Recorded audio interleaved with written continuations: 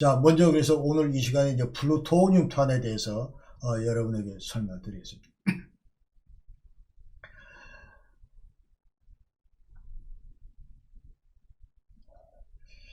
자, 플루토늄 239라고 이제 핵물질이 이제 핵무기에 들어가는 것이 이제 플루토늄 239인데 이 239는 이제 원자론의 우라늄 그 238이 중성자를 흡수할 경우에 이것이 이제 플루토늄 239로 된다 이제 그런 얘기고 그 다음에 이 239 생성은 이제 5메가트 흑연감속로를 통해서 여태까지 이루어졌다 그런 얘기입니다. 그래서 자, 이 일반 경수로의 경우는 이제 사용 핵연료를 전부 이제 우리가 이 프로세싱 하면은 1% 정도의 그 플루토늄이 나온 반면에 그 다음에 흑연 감속로 같은 경우는 보통 경수로보다 플루토늄 양은 적지만 그러나 순도는 훨씬 더 높다 이제 그렇게 얘기를 합니다. 그래서 이제 5메가와트가 이제 플루토늄 추출에 아주 적합하다 그런 형태의 그 리액터다 하는 걸 우리가 알 수 있고 그 다음에 방사화학 실험실에서 이제 플루토늄 추출을 한다 그 얘기고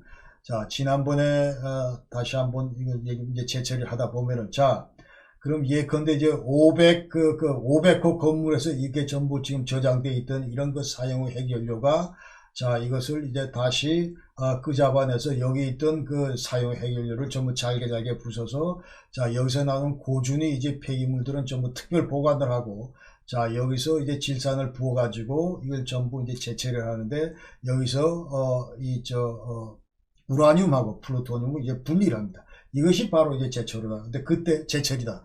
이제 그때 나오는 것이 플루토늄은 약 한 1%밖에 안 된다. 이제 그런 얘기죠. 자, 그래서 1%밖에 안 되고 나머지는 그 우라늄 238이다. 대부분이. 그래서 여기서 저 플루토늄 가운데서도 지금 현재 자 이제 원자 탄호를 만들기 핵무기를 만들기 위해서는 반드시 그 weapons grade 플루토늄이 돼야 된다. 이것은 플루토늄 239의 순도가 93% 이상이 돼야 된다. 그 얘기입니다. 그러니까 플루토늄 안에는 자 238도 있고 239도 있고 240도 이런데 이렇게 만약 섞여 있을 경우는 이것은 그 임계 질량이 확 줄어들기 때문에 이 대단히 위험하다. 그렇기 때문에 이제 플루토늄 239의 순도를 높일 필요가 있다. 그러니까 플루토늄 239의 임계 질량은 10.5kg인 반면에 만약 240이 섞일 경우는 임계 질량이 2.4kg로 줄어듭니다. 그러면서 2.4kg만 돼도 이제 폭발한다는 거예요. 그러니까 자발적으로 핵분열이 일어나기 때문에 대단히 그 위험하다 그런 얘기죠.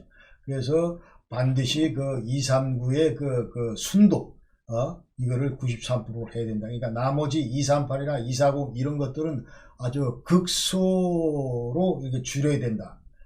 그런 그 과제를 안고 있다. 그런 얘기입니다. 그래서 이게 아까 얘기대로 자 92년도 이제 IAEA 그 당시 그 임시사찰 했을 때 북한이 이제 플루토늄 추출을 확인을 했고 북한은 뭐 99g밖에 안 했다 하지만 그러나 IAEA 그 인스펙터들은 여러 가지를 볼 때 그러니까 인출한 그 스펜 퓨얼 이런 것들 전부 볼 때 7에서 10kg을 이미 추출했습니다. 근데 여기서 중요한 거는 자 몇 g이냐 몇 kg이냐 이것이 중요한 것이 아니고 자 스펜 퓨얼을 리프로세싱 했더니 플루토늄이 나오더라 하는 이런 노하우를 갖고 있다는 것이 중요합니다. 예컨대 자 스펜 퓨얼이 8,000개 뭐 퓨얼 왓이 아니고 예컨대 막 이렇게 많은 그 스펜 퓨얼을 우리가 리프로세싱 했더니 이만큼 나오더라. 그러나 요만큼 조그맣게 그 재처리하면 또 요만큼 나오고 그렇기 때문에 이거 많고 적고 이거는 어디까지나 그 재처리할 수 있는 그 플루토늄 스펜 퓨얼 양에 딸린 거기 때문에 중요한 거는 노하우를 갖고 있느냐 없느냐 그런 문제다 이런 얘기죠. 그래서 북한은 이미 75년부터 자 이런 경험이 있다. 그 다음에 89년도에도 이렇게 했다. 그렇기 때문에 이건 100% 이제 입증된 그런 팩트다 이런 얘기죠. 그래서 노하우를 가지고 있다. 플루토늄. 북한은 앞으로 언제든지 플루토늄을 추출할 수 있다. 그러니까 weapons grade 플루토늄 추출할 수 있다. 그런 얘기입니다.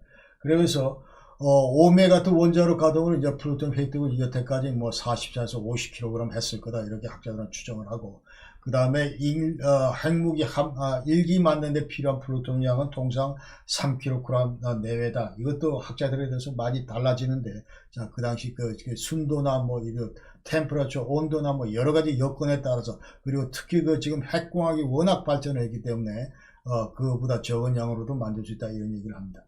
자, 북한은 그 다음에, 자, 노하우를, 플루토늄 추출해서 노하우를 가지고 있고, 그 다음에 이것을 이제 그 플루토늄 피트를 제작하는데 성공을 했다. 그 얘기는, 자, 일단 재처리해서 플루토늄 추출하게 되면 이거는 이제 파우더 폼이기 때문에 직접 이거를 이제 그 핵무기를 이용할 수가 없습니다. 그래서 이 파우더로 된 플루토늄 239, 그 옥사이드 형태의 이 239, 이거를 핵무기 제조용으로 이제 바꾸기 위해서는 반드시 그 성형 제작이 필요해요. 메탈라이징 하는 것이 필요하다.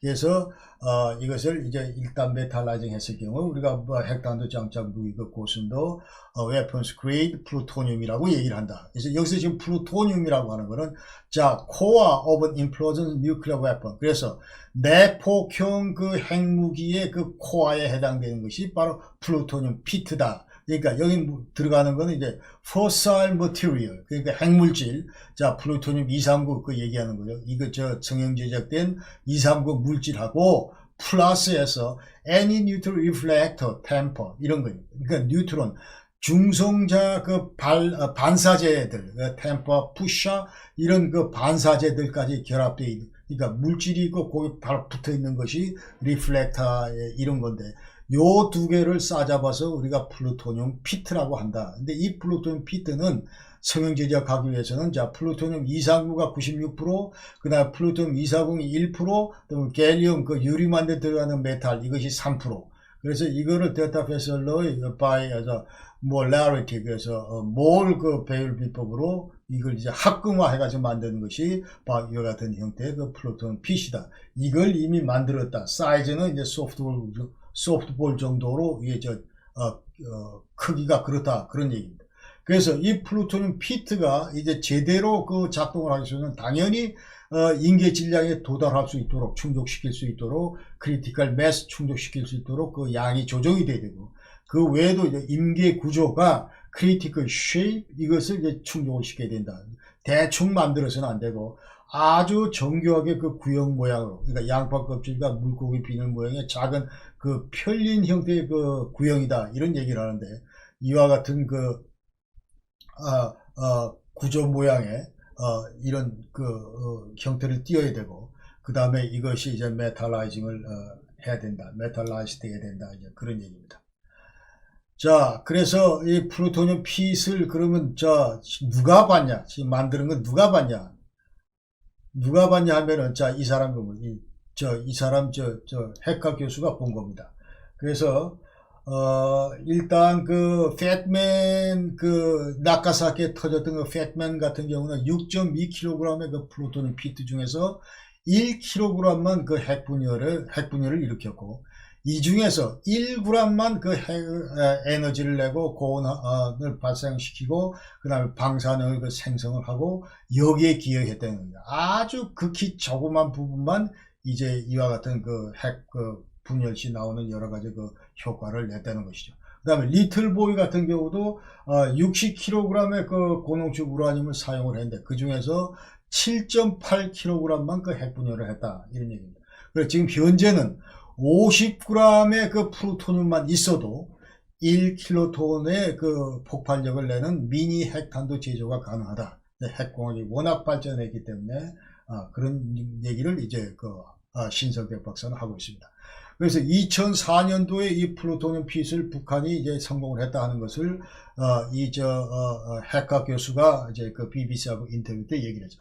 자기가 직접 가서 봤는데 그 이후로 이분은 지금 북한 한 4번 정도 갔습니다. 그래서 자, 플루토늄 핏도 이 제조한 것을 이제 확인을 했다. 그러니까 jar containing plutonium in metal form. 그래서 자, 가이거를 갖다 댔더니 지난 시간대로 가이거가 움직이고, 그러면서 실제로 보니까 이거는 성형 제작된 플루토늄 피트가 맞다, 이것을 이제 BBC하고 인터뷰를 하면서 다 얘기를 했어요. 그 다음에 북한은 이제 피직스 그 패키지도 완성을 했다. 그 얘기입니다. 그래서 자, 우리가 그 뉴클리어 웨폰 디자인 여기 보면 자, 피지컬 요소도 들어가고 케미컬 요소도 들어가고 엔지니어링 어레이지먼트 이런 것들이 전부 다 들어간다 하는 것이죠. 그러니까 자, 핵물질 이런 것 관련된 건 전부 피지컬. 그 다음에 핵 그 폭발 장치, 폭약 뭐 이런 거는 케미컬. 그리고 어떻게 이거 정교하게 자 구형으로 아까 무슨 뭐 양파 모양의 이 편형 이게 축구공 모양의 이거 아주 잘 정교하게 잘 이 금속을 만들어야 된다. 이런 건 좀 엔지니어링. 이런 삼박자가 세 요소가 전부 다 구비돼야 이 핵폭탄이 핵무기가 되는 건데, 자, 이 중에서 이제 피직 관련해서 자 물리학적인 그 패키지가 뭐냐 하는 거죠. 여기선 들어가는 자 combination fossil, uranium, plutonium, fusion fuel. 자, 이거는 그러니까 어떤 핵물질입니다. 자, 우라늄 235든지 아니면 플루토늄 239든지 아니면 그 핵융합 그 물질 그 연료든지 뭐 이런 것들하고 플러스해서 high explosive lenses. 그래서 이 거포 그 작용할 때 나오는 그 렌즈하고 그 다음에 템퍼 그 중성자 그 반사제 뭐 이런 거, 그 다음에 X-ray reflecting material 이런 것들을 전부 싸잡아서 우리가 피직스 패키지라고 한다. 그 얘기입니다. 그러니까 아까 플루토늄 피트라고 하는 거는 자 핵물질에다 그 옆에 붙어 있는 그 중성자 그 반사제 이것만 이제 우리가 피트라고 하는데, 그 외에도 이제 피직스 패키지에는 여기에다 추가로 렌즈도 들어가고 또 엑스레이 리플렉팅 머티리얼 이런 것도 들어가고 또 어떤 것도 들어가냐 하면은 자 뉴트론 이니시에이터. 자, 지금 현재 여기 핵 단면도에서 맨 가운데 있는 것이 바로 중성자 발생장치인데 이것도 지금 들어가는 거예요. 피직스 패키지에. 그래서 이 핵 폭발 위력이라고 하는 건 중성자 그 개수에 의해서 아니면 플루토늄 핏대 크기에 의해서 아니면 고폭장치에 의해서 전부 이제 결정이 되는데, 이 중성자 개수라고 하는 것은 이제 격발장치 메커니즘에 따라서 이제 달라진다. 이제 뉴트론 이니시에이터 울친이라고 하는데 이것이 이제 대단히 중요하다. 그러니까 약간 21mm의 그 다이아메터로 되어 있다. 그러면서 이것은 알파선 방출 금속인 베릴리움 폴로니움 210으로 이제 만든다. 그 얘기고. 그 다음에 보론 플라스틱 쉘 해서 이거는 이제 플루토늄 피트를 그 보호해주는 그 보호 케이스입니다. 그러니까 보론 플라스틱 쉘 이것도 피직스 패키지에 들어간다. 이 3.2mm가 protect pit from stray neutrons. 그러니까 플루토늄 피트 이거를 보호해주는 그런 케이스다. 그래서 자, 이 중성자 방사제 이제 피직스 패키지 여기 들어가는데, 자, 이 중성자를 피트 속으로 계속 집어넣어 주면서 그 핵 연쇄 분열 반응이 계속 강화시키는 그런 역할을 하는 것이 바로 반사제다. 여기에 이제 내추럴 유레니엄 우라늄 238 그 템퍼가 있고, 자, 이거는 이제 우라늄 238이 고속 중성자 fast moving neutron 이거를 만약 캡처했을 경우에 자 핵분열이 일어나고 중성자를 이제 많이 방출한다. 그러면서 또 두 번째는 그 medium density aluminum pusher 이거는 이제 중성자를 그 핵탄으로 계속 그 구심점으로 반사하는 그런 역할을 한다. 알루미늄하고 보론 금속으로 만들었다 이런 얘기고. 자, 그래서 이와 같은 그 피직스 패키지를 우리가 다 만들었다 이런 거를 이제 2005년 2월 달에 중국에다가 완성을 했다고 이런 걸 통보를 하게 됩니다. 이제 북한이. 그러니까 이건 이제 전부 다 입증이 된 겁니다. 북한이. 그래서 자, 이거는 이제 Fatman 그 데토네이션. 자, 그러면 다시 한번 쭉 리뷰를 하면은 북한은 플루토늄을 추출할 수 있는 이상구를 추출할 수 있는 그 노하우를 가지고 있고, 그 다음에 자 이와 같은 그 핵물질에다가 그거에 이제 중성자 반사제 같은 걸 끼워 넣는 템퍼 푸셔 이런 걸 끼워 넣는 플루토늄 그 피트를 이미 완성을 했고, 그 다음에 그 안에 들어가는 중성자 발생 장치나 그 외에 여러 가지 그 렌즈나 아니면 엑스레이 그 리플렉팅 머티리얼 이런 것까지 결합하는 그 피직스 패키지까지 다 만들었다는 거예요. 지금 현재.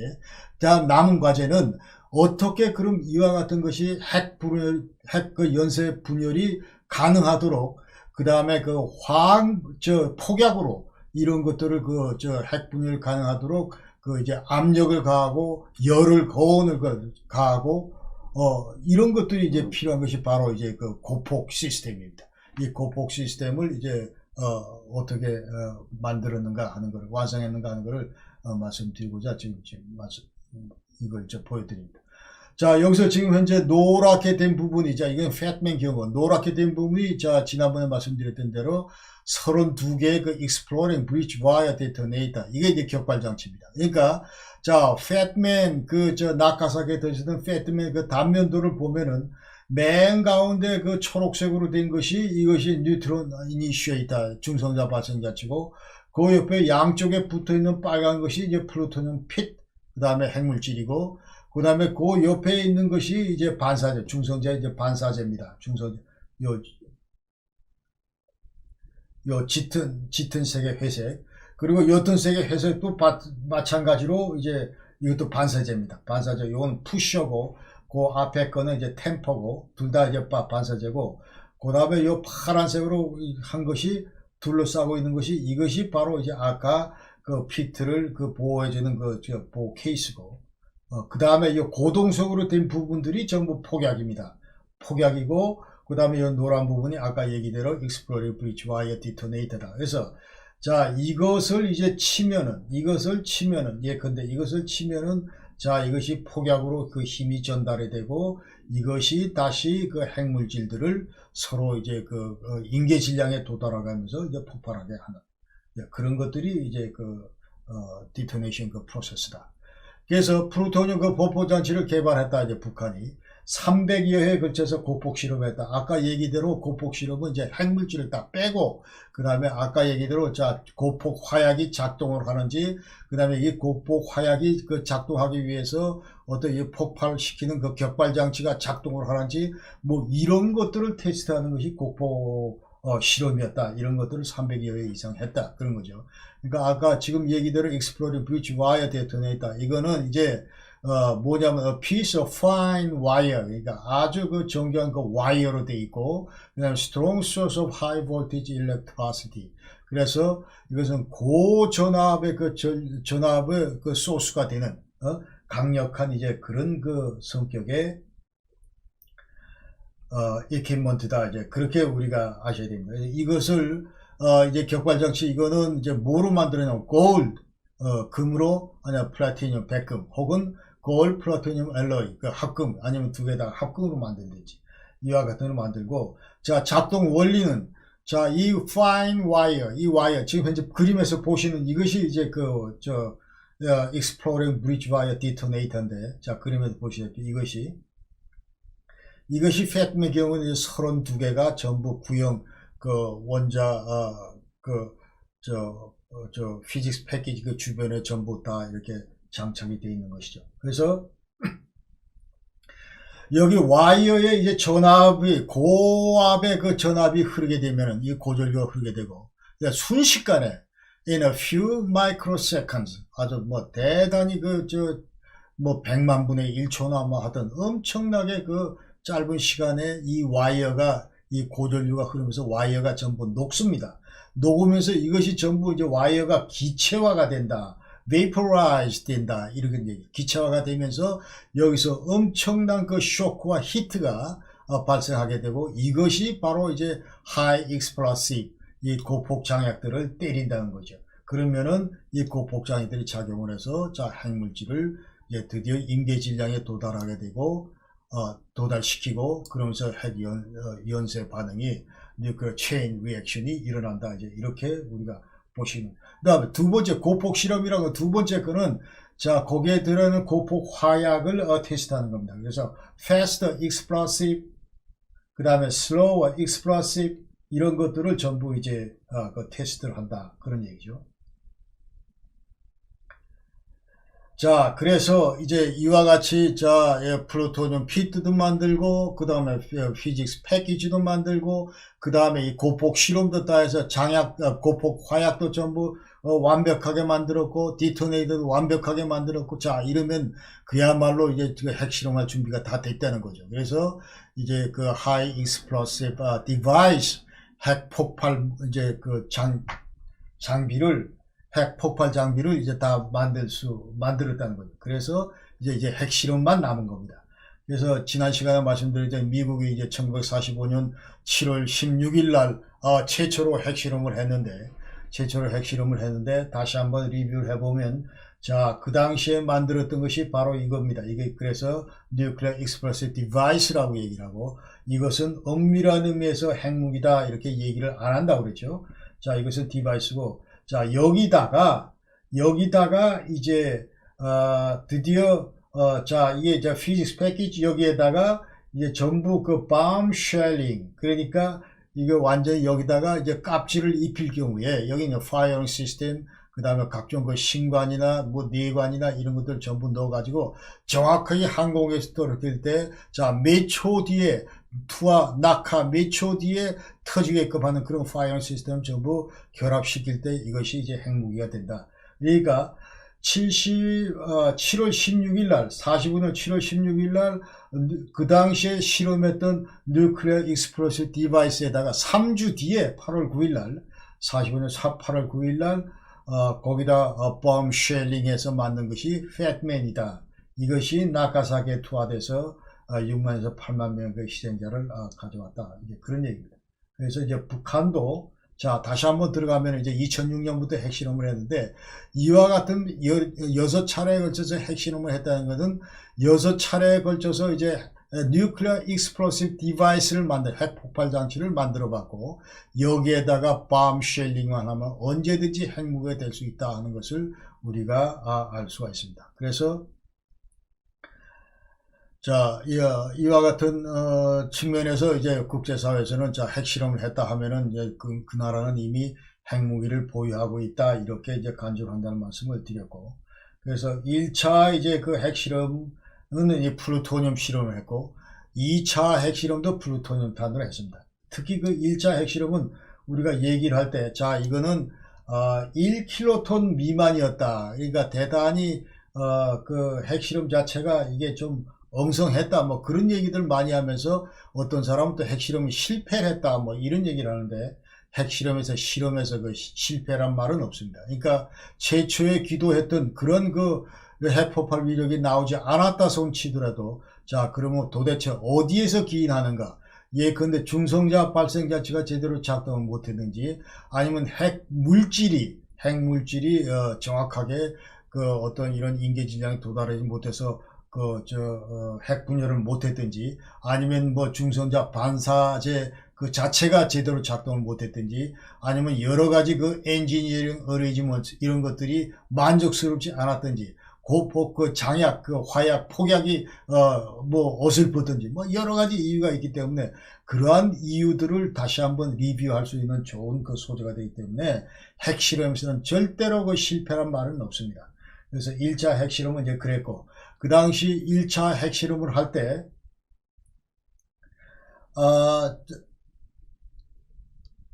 제가 이제 그 당시에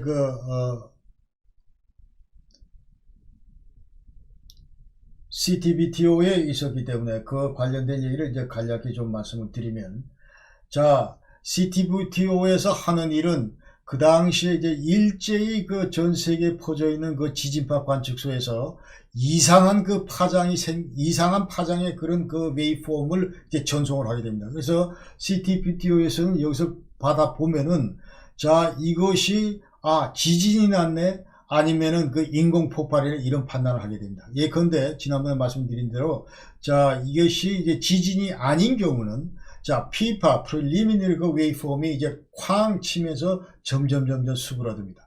그러나 지진 같은 경우는 자, 맨 처음에 좀 적게 시작했다가 세컨더리 자 커졌다가 다시 적었다가 커졌다 뭐 이런 거 파형을 보이기 때문에 딱 보면은 이거는 자, man-made explosion, artificial explosion인지 아니면 earthquake인지 이런 것들을 우리가 구분한다는 거죠. 그러니까 2006년 10월 9일 날 북한이 1차 핵실험을 했을 경우에 그 당시에 이제 CTBT에서는 이것은 man-made explosion이다 이런 것들 금방 알아차렸어요. 그래서 그런데 그 당시 이것이 100% 이게 핵실험이다 이런 얘기는 못합니다. 왜냐하면 핵실험을 했을 때 반드시 이제 그 레이디오 뉴클라이드 파티클이 포집이 돼야 이것이 일치가 되는 거예요. 그러니까 핵실험 이후에는 방사능 입자가 이제 만약 나오면 이걸 이제 스모킹 건이라고, 스모킹 건 of nuclear explosion. 이건 자 보면은 자 이것이 반드시 핵실험이다, 이런 결론을 내린 거죠.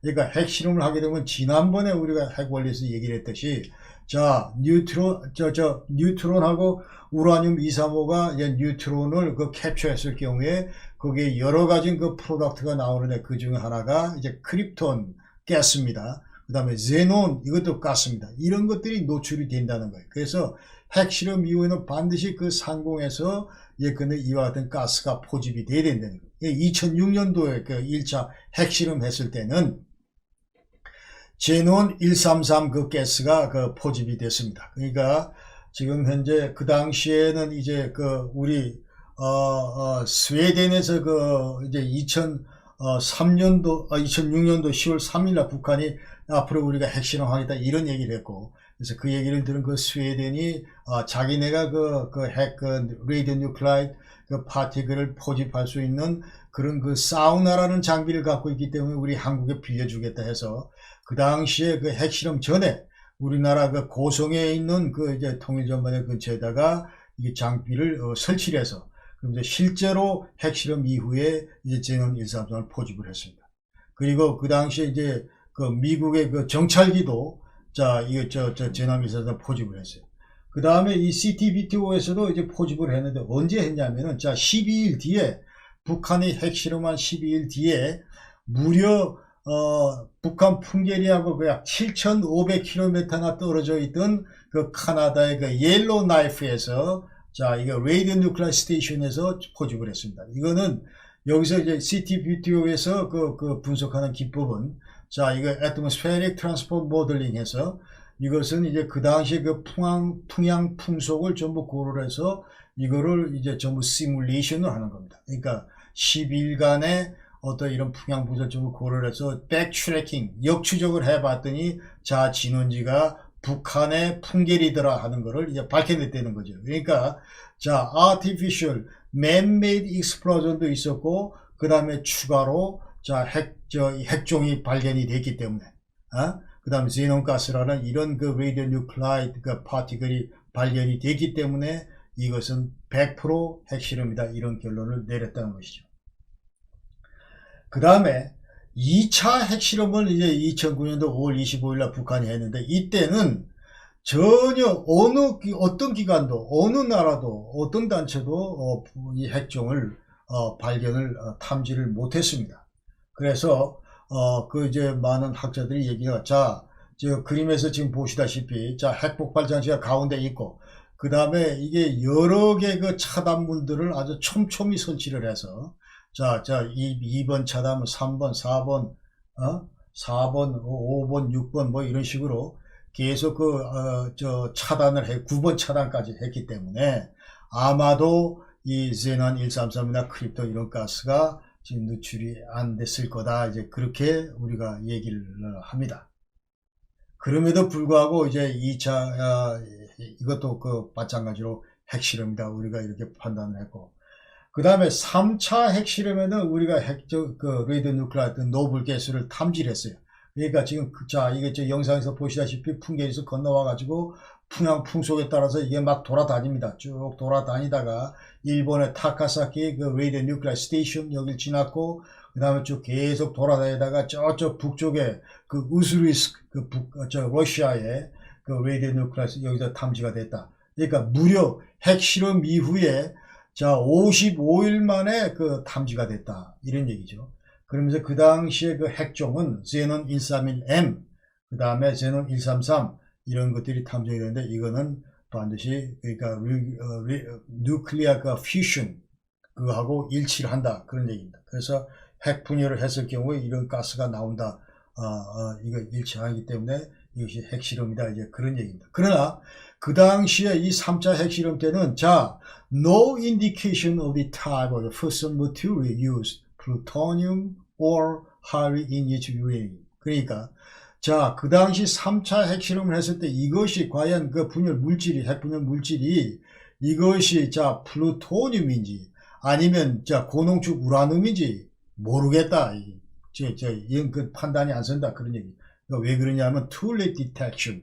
너무 늦게 55일 만에 핵실험 이후 55일 만에 이제 그 탐지가 됐고, 그 다음에 after decay of isotopes에서 동위원소 그 반감기 때문에 급격히 이제 줄어서 이와 같은 그 전부 원소들이 다 아이덴티파이가 안 된다 그 말이죠. 그러면서 이와 같은 3차 핵실험을 했다. 그래서 그러나 많은 그 학자들은 이게 플루토늄도 아니고 이때는 하이리치 유레니움, 그러니까 고농축 우라늄으로 이제 했을 것이다. 이제 그렇게 얘기를 했습니다. 자,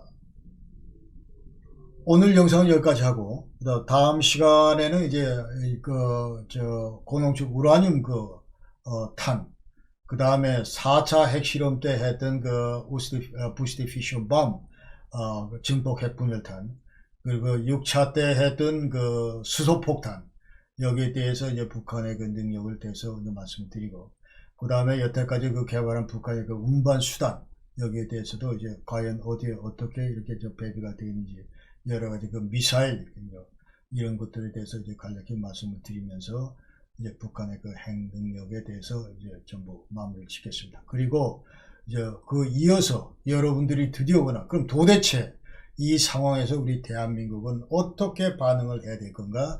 국제사회를 상대로, 북한을 상대로 어떻게 우리가 지금 현재 이 주관자로서 이 북한 핵 문제를 딜링하고 조율해야 될 건가? 이런 데 대한 제 나름대로 견해에 대해서 말씀을 드리겠습니다.